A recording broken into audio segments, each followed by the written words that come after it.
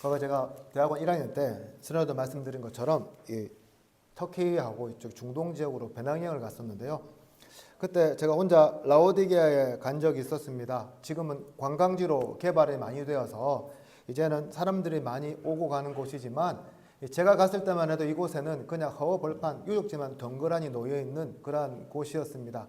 거기에서 유적지 하나하나 그냥 만져보며 덜렁덜렁 걸어가고 있을 때에 저기서요, 이 한국 사람으로 보이는 어떤 사람이 쫄래쫄래 걸어오는 것이 보였어요. 그래서 반가운 마음에 쫓아가서 제가 물었죠. 물어보니까 한국 사람 맞고요. 알고 보니까 장신대 신대원생이었습니다. 알고 보니까 학교 1년 휴학하고 러시아에서 선교사님 돕는 그런 사역을 하다가 이 여름을 맞이하여서 휴가를 얻어서 그렇게 성지를 여행 중이었어요.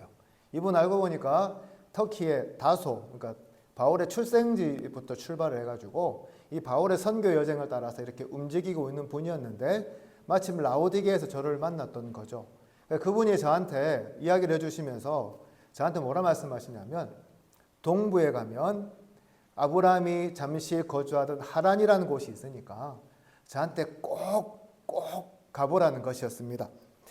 여러분, 누가 추천하면 꼭 가고 싶은 게 또 사람의 심리가 아니겠습니까? 그래서 그분의 추천으로 라오디게아는 터키 해안 쪽 서쪽에 있거든요.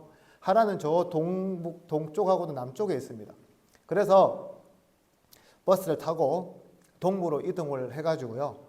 지금의 상리 우르파라는 곳에 도착을 하니까 원래 여행객들이 도착하면 여러 사람들이 막 몰려옵니다. 자기 숙소에 머무르라고.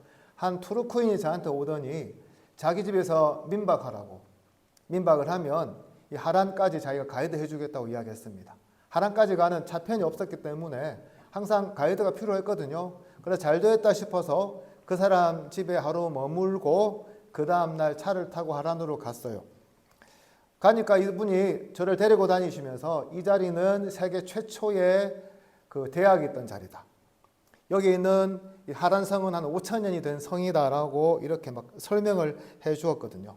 그리고 초기 하란 사람들이 어떻게 살았는지를 보여주는 민속촌 같은 데도 데리고 가서 그 집에도 들어가 보고 했던 기억이 납니다. 그것을 보면서 느낀 게 정말 5,000년이 넘은 그 도시가 아직까지 사람이 살고 있는 것도 신기했지만 그 당시에 이런 문명을 가지고 있었던 자체가 굉장히 부럽게 느껴지기도 했습니다.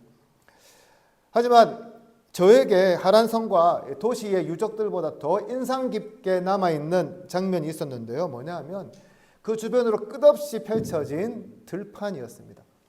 관계수로가 잘 되어 있어서 계속 그 곡식들이 너무나 잘 자라고 있었습니다. 그러면서 생각한 것이 무엇이냐면 이만큼 기름진 땅이니까 사람들이 몰려 들어와서 인류 문명을 형성할 만했다는 그러한 생각이었습니다. 오늘 우리가 읽은 말씀은 족보죠. 그런데 그냥 족보가 아닙니다. 바로 아브라함, 정확히 말하면 아브라함의 아버지 데라의 족보를 소개합니다. 오늘 본문은 제가 짧게 읽었지만 원래부터는 어디서부터 읽어야 하냐면 10절부터 읽어야 돼요. 보시면 아시겠지만 10절부터 셈의 족보가 다시금 소개가 됩니다. 그런데 여기 말고요, 10장에도 셈의 족보가 나옵니다.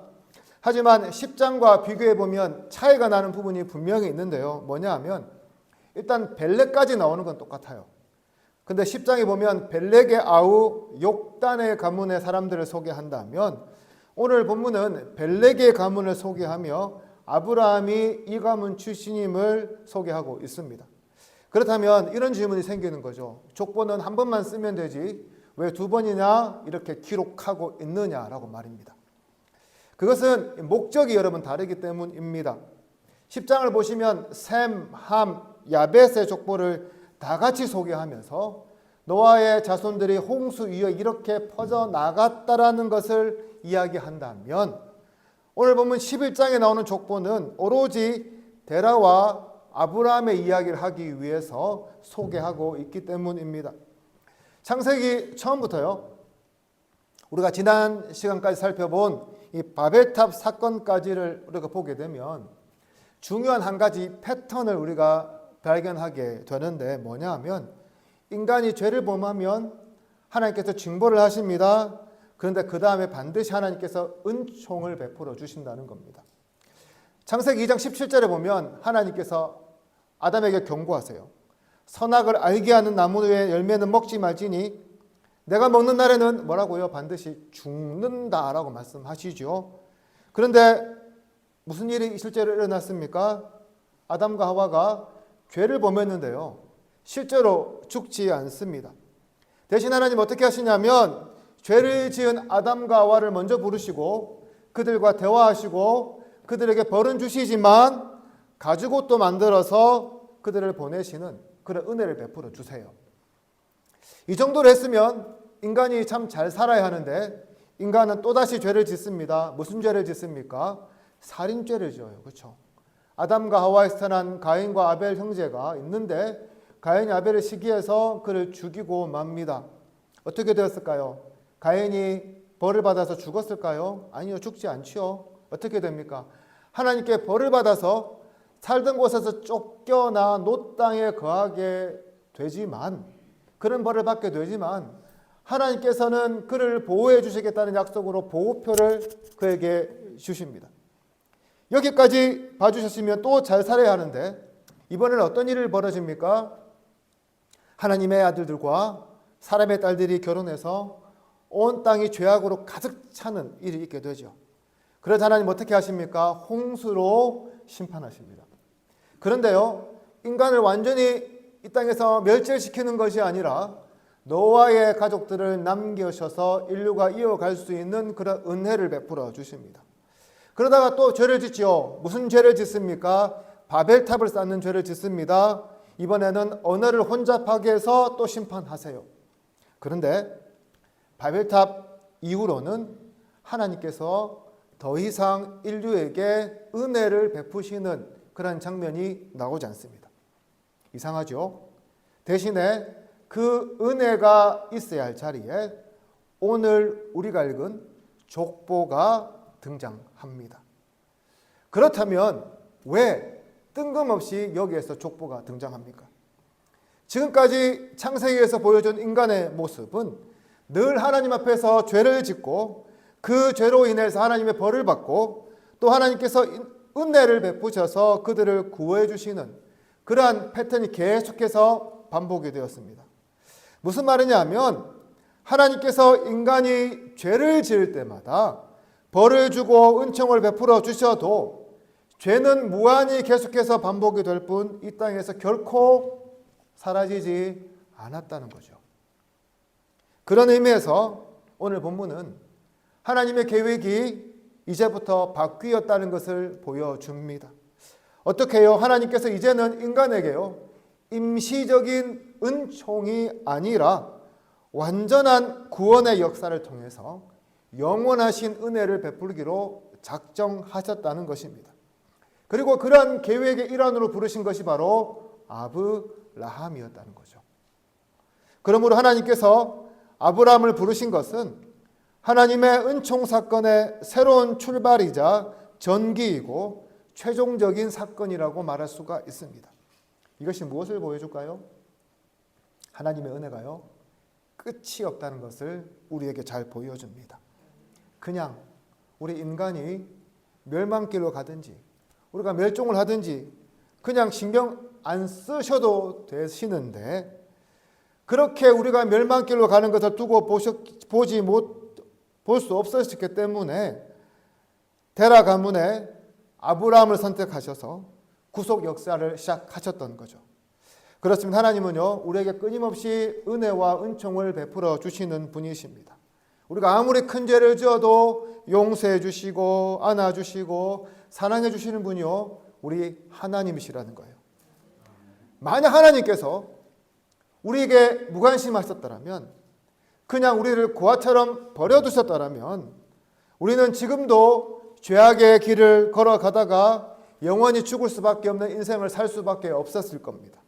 마치 소돔과 고모라와 같은 심판, 노아 시대 홍수와 같은 심판을 받아서 언제 어떻게 이 세상에서 사라졌을지 모를 사람들이 바로 우리라는 거죠.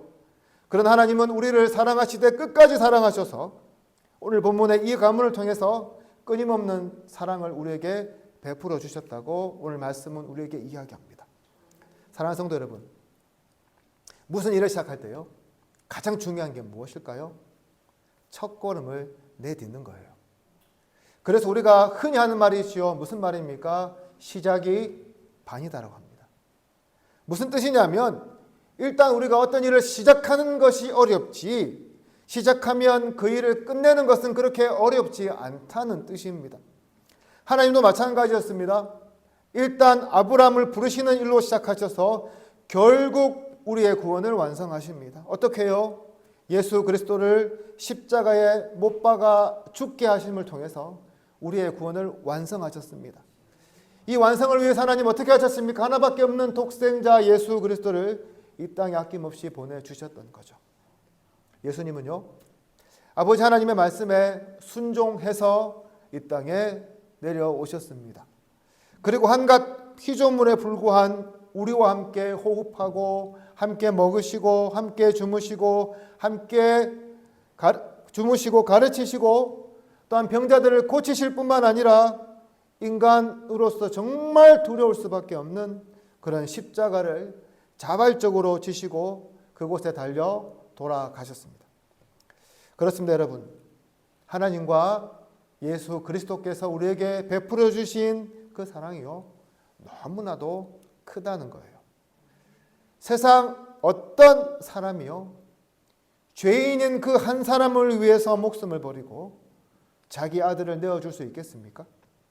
그것도 일반 사람이 아닌 이 땅의 귀족이나 왕도 아닌 온 세상의 통치자인 하나님과 예수 그리스도께서 바로 저와 우리를 위해서, 여러분을 위해서 이런 사랑을 보여주셨다는 것은 정말 감히 상상할 수 없는 놀라운 은혜라고 말할 수밖에 없다는 거죠.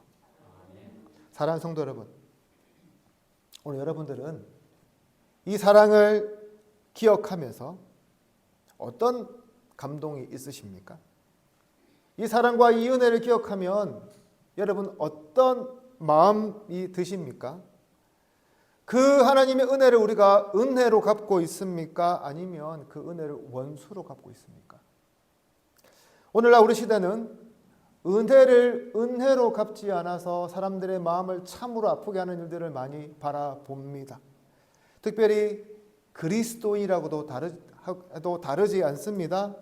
은혜를 은혜로 갚지 못하고요, 원수로 갚는 일이 비일비재하다는 거죠. 오늘날 우리는 예수 그리스도의 그 사랑을 기억할 때마다 서로 사랑할 것을 다짐합니다. 원수도 사랑하게 해달라고 우리가 간절히 기도합니다. 그런데 우리의 실상은 어떻습니까? 우리 안에 있는 사람도 사랑하지 못하는 우리 자신을 바라보고 있지 않습니까? 상대방의 모습을 보면서요, 우리가 사랑하기는커녕 이해하기는커녕 인내하기는커녕 마음속에 있는 분노와 화를 쏟아낼 때는 또 얼마나 많이 있습니까? 만약 하나님께서 우리와 같은 그런 마음으로 인간들을 바라보셨다면 우리에게 과연 어떤 일이 벌어졌을까요? 우리의 이런 사랑 없는 모습을 바라볼 때마다 우리를 사랑하여 주셔서 십자가에 달려주신 그 주님의 마음이요, 얼마나 찢기듯 아프실까요? 그러므로 사랑하는 성도 여러분, 하나님처럼 예수님처럼 여러분들도 하나님의 은혜 받은 자로서 서로를 사랑하시기를 바랍니다. 서로 사랑하기에도 짧은 인생인데 여러분 그만들 미워하시고 그만 상대방에게 함부로 말하시고 유순한 말로써 따뜻한 마음으로 사랑하고 이해하고 교제하는 우리 지세포 제일교회 모든 권속들 되시기를 주님의 이름으로 축복합니다. 아멘. 앞서 말씀드린 것처럼요, 하나님은 세상에 많고 많은 사람, 그 중에서도 셈 족속, 그 중에서도 데라 가문의 3형제 중에 하나인 아브라함을 택하셨어요. 그렇다면 이런 질문이 생깁니다. 과연 아브라함의 질반이 얼마나 대단했기에 하나님의 그런 선택을 받을 수 있었을까라는 겁니다. 여러분, 아브라함의 집안이 어떤 집안이었을까요? 여러분 한번 생각해 보셨습니까? 원래부터 믿음이 생활 잘하던 신앙이 돈독한 독실한 그런 집안이었을까요? 여러분 여기에 대해서 한 번이라도 생각해 보신 적 있습니까? 우리는 성경 딱 한 군데서요, 아브라함의 집안이 어떤 집안인지 알 수 있는 힌트를 얻을 수 있습니다. 어디냐면요, 여호수아 24장 2절 말씀입니다. 보시면 이렇게 말씀해요. 옛날에 아브라함과 나홀의 아비 데라를 비롯한 너희 조상은 유프라테스 강 건너에 살면서 다른 신들을 섬겼다. 무슨 말입니까? 아브라함의 집안이요, 독실한 그 하나님을 잘 섬기는 집안이 아니라 원래는 무슨 집안이요? 우상을 섬기던 집안이었다는 거예요. 다시 말해서 여호와 하나님을 섬기는 것과는 전혀 거리가 먼 그런 집안이 다름 아닌 아브라함의 집안이었다는 거죠. 내려오는 전승도 다르지 않습니다. 유대인들이 성경을 해석하면서 쓴 미드라시와 탈무드라는 책이 있는데 거기에 보면 데라를 우상을 파는 사람이었다고 소개합니다. 그런데 우리가 생각하듯 남이 만들어 놓은 우상을 사다가 파는 그런 사람이 아니라요, 직접 우상을 주문받아서 제작해서 파는, 오늘날로 하면 우상을 만드는 데 있어서 무형문화재급 인재이자 장인이 바로 아브라함의 아버지 데라였다는 거죠. 데라는 원래 갈대아 우르에 살았습니다. 우르는 갈대아, 즉 갈대아가 어디냐면 오늘날 이라크 땅이거든요. 그래서 그곳에서 살던 사람이었습니다. 지금부터 대략 5,000년 전에 이 우르의 인구가 얼마나 되냐 하면 전성기 때 약 12만 명이나 되었다고 합니다. 그러니까 어떻게 보면 지구상 전체를 통틀어서 가장 큰 도시가 아니었을까라고 생각할 정도였습니다. 많은 역사가들은 데라가 이곳에서 제법 높은 지위를 누렸고 우상을 만들어서 많은 부를 축적했다고 이야기합니다. 그럼에도 불구하고 데라 가족은 그 우르를 떠나게 되는데 그 이유는 이 우르의 대부분의 민족이 어디 출신이냐 하면 10장에 보면요, 함 족속이에요. 그런데 데라는 어디 출신입니까? 셈 족속이죠. 이 우르의 이 민족 간의 갈등이 일어나서 그 화마를 피하기 위해서 이주했다고 추정합니다. 하란은 어디입니까? 제가 말씀드린 그곳은 에덴 동산에서 쫓겨났던 아담과 하와가 거주했던 도시라고 전승에 의하면 그렇습니다. 역사가 하란은 약 9,000년 정도 되었고요. 하란의 이름의 뜻은 교차로인데 그 이름처럼 고대 세계 무역로에 위치해 있어서 일찍부터 상업과 문명과 또 많은 인구가 모여 살던 도시였습니다. 갈대아 우르에 있을 때에 데라에게는 아브람, 나홀, 하란이라는 세 아들이 있었습니다.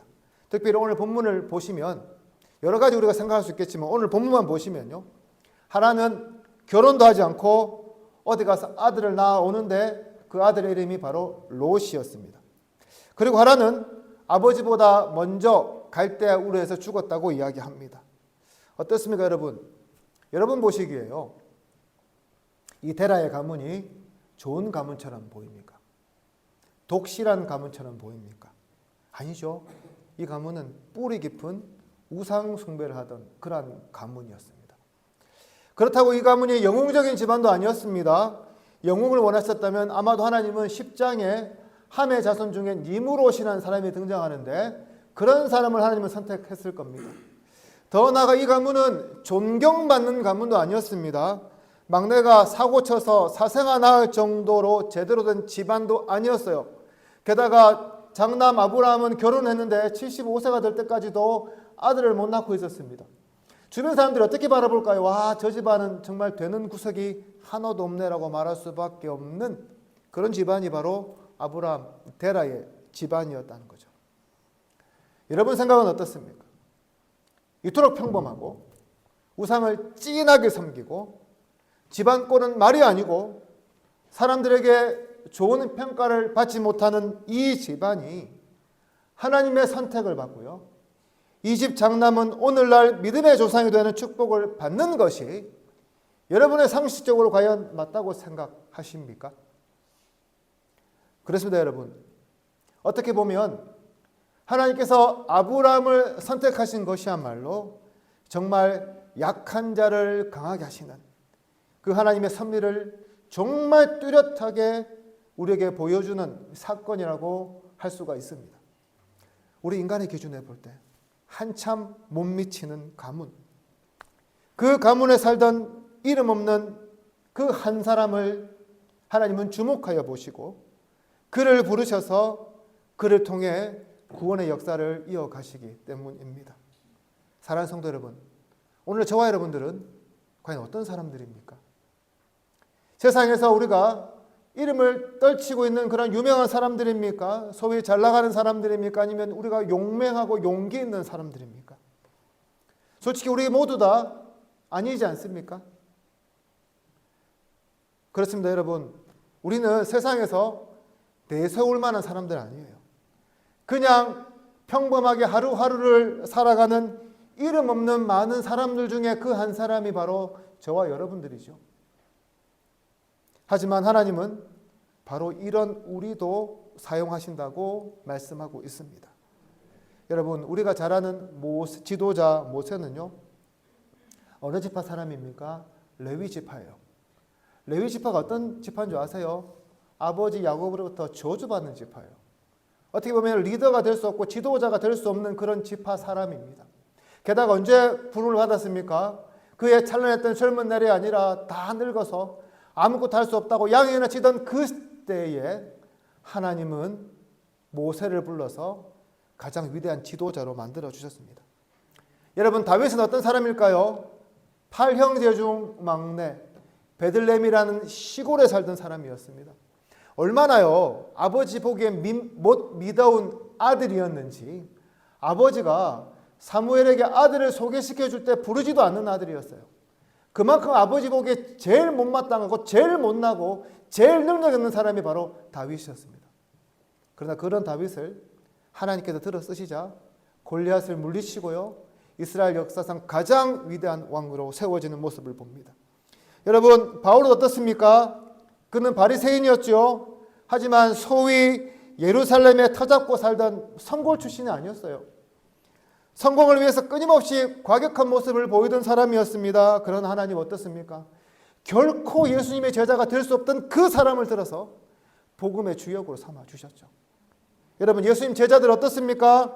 누구 하나 예수님 제자에게 합당한 사람 없었습니다. 그런데 결과는 무엇입니까? 하나님 그들을 사용하셨습니다. 소위요, 인생의 끝자락이었던 그 노인도, 소위 촌구석에서 아버지조차도 못마땅하게 여기던 그 어린 소년도, 성공을 위해서라면 온갖 과격한 행동을 일삼던 그 청년도, 호수에서 고개나 잡던 그 갈리 촌뜨기들도 하나님께서 선택하셔서 사용하시니까요, 어느 누구보다도 귀한 사람이 될 수 있었다는 것입니다. 오늘 우리도 마찬가지입니다. 우리가 비록 세상의 기준에는 미치지 못하는 사람들일지라도 하나님께서 우리를 사용하시면 우리는 세상이 감당 못할 그런 사람들이 될 줄로 믿습니다. 우리의 집안이요, 세상의 보통 집안에 한참 미치지 못해도 하나님께서 쓰시겠다 하면 아브라함의 집안처럼 놀랍게 쓰임받을 수 있을 줄 믿습니다. 비록 우리 지세포 제일교회가 세상의 기준으로 보면 정말 작고 연약한 교회일지라도 하나님께서 사용하시면 세상 어떤 교회들보다 더 하나님께서 기뻐 쓰시는 그런 교회가 될 줄로 믿습니다. 그렇습니다, 여러분. 하나님의 능력은 끝이 없습니다. 그 능력으로요, 우리를 사용하시면 세상 그 어느 누구도 감당할 사람들이 없습니다. 그러면 사랑하는 성도 여러분, 지금 내 모습 문제 있다고 생각하지 마시기 바랍니다. 하나님께서 비록 문제 많은 내 모습이지만 하나님께서 사용하신다면 기꺼이 내 모습 이대로 내어드리겠다는 각오로 오늘도 주님께 쓰임받기를 기도하는 저와 여러분 되기를 간절히 소망합니다. 마지막으로요, 오늘은 종교개혁 주일입니다. 종교개혁이라는 말은 사실 일본에서 들어온 말이에요. 원래 어떻게 말해야 되냐면 그냥 교회 개혁이라고 말하는 것이 맞습니다. 중세에 타락했던 천주교로부터 정상적인 복음 중심으로 성경 중심으로 교회를 돌아오게 한 개혁이 바로 이 종교개혁입니다. 이 종교개혁 당시에 중세 교회는 정말 역사상 이렇게 타락할 수 없다고 말할 정도로 엉망진창인 상황이었습니다. 대부분의 성직자들이 결혼을 해서요 사생활을 두고 있었고요. 그것을 부끄러워하지 않았어요. 많은 성직자들이 문맹이어서요 성경을 읽지도 못했어요. 성직자 중 대부분이 성경을 본 적도 없는 사람들이 대부분이었습니다. 특별히 교황청은 지출이 너무 많아서요 빈번히 파산의 위험에 직면해 있었다고 합니다. 그러면 그 돈을 채워야 하지 않겠습니까? 어디서 채웠을까요? 독일에서 채웠어요. 그래서 독일에서 종교개혁이 일어난 겁니다. 왜냐하면 주변에 있는 프랑스나 영국 같은 나라들은 왕이 힘이 있어서 항상 교황을 견제했는데 독일은 통일된 것이 얼마 되지 않았거든요. 항상 많은 나라로 나누어져 있어서 교황이 무슨 짓을 해도 나라에서 어떻게 조치를 할 수가 없는 그런 상황이었습니다. 이렇게요 돈을 벌기 위해서 발행한 것이 바로 여러분 잘 아는 면죄부, 정확히 말하면 면벌부였어요. 오늘날도 기독교와 천주교 교리 중에 큰 차이가 있는 것이 있는데 뭐냐 하면 연옥이라는 교리예요. 우리는 천국과 지옥만 있다고 말하지만 천주교는 그 중간에 연옥이라는 것이 있다고 말합니다. 이것이 언제 생겼냐면 처음부터 생긴 게 아니라 약 11세기경부터 생기기 시작했고요. 이 연옥교리가 만들어지면서 면죄부라는 것이 생기게 되었습니다. 이런 거죠. 우리가 죄를 지으면 지옥 가죠. 그렇죠? 하나님 안 믿으면 천국 갑니다. 우리는 단순하게 생각해요. 근데 천주교는 뭐라 말하냐면 우리가 남아있는 죄가 있다는 거예요. 그래서 남아있는 죄를 다 없애는 그 죄를 고행하면서 소모시키는 그런 곳이 있는데 그곳이 바로 연옥이라는 겁니다. 문제는 이 면죄부를 팔면서요. 돈을 넣으면 내가 연옥에 있을 기간을 면제시켜 준다는 것에서 시작됐는데 나중에 어떻게 변질되냐 하면 내가 돈을 내면 이미 지금 죽어서 연옥에 있는 우리 조상들도 돈이 땡그랑 그러는 소리와 함께 천국으로 간다고 천주교에서 가르치기 시작합니다. 그리고 그 돈을 받은 거 가지고 서로 막 나누고 막 그렇게 했거든요. 여러분 이게 뭐가 문제일까요? 이렇게 되면요. 복음의 본질이 부정이 되고요. 복음의 내용이 변질이 됩니다. 왜냐하면 돈만 주면 우리 천국 가는 거예요. 그러나 오늘 본문은요. 구원이 돈으로 이루어지는 것이 결코 아니라고 말씀합니다. 구원은 하나님의 놀라운 사랑과 예수 그리스도의 대속의 죽음이 그 속에 있다는 것을 아브라함의 선택을 통해서 보여주기 때문입니다. 중요한 것은 오늘 우리의 삶이에요. 그러나 오늘 이 시대를 사는 우리는 여전히 면죄부에서 벗어나고 있지 못하는 모습들을 우리가 바라보게 됩니다. 그래서요. 예수 그리스도의 보혈로 말미암아 구원받은 것으로 부족함을 느끼는 사람들이 너무나 많기 때문에 그래요. 그 결과 뭐가 필요합니까?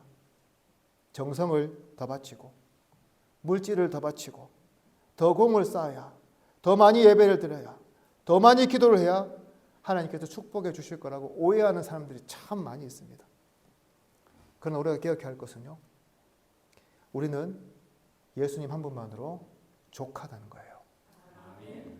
여러분 예수 믿는 것 고행하는 거 아니에요. 예수 믿는 것 돈 많이 든 투자 아닙니다. 예수 믿는 것은 그냥 하나님이 주신 구원의 기쁨과 감격으로 감사하며 즐기는 것이요. 예수 믿는 삶이라고 할 수 있습니다.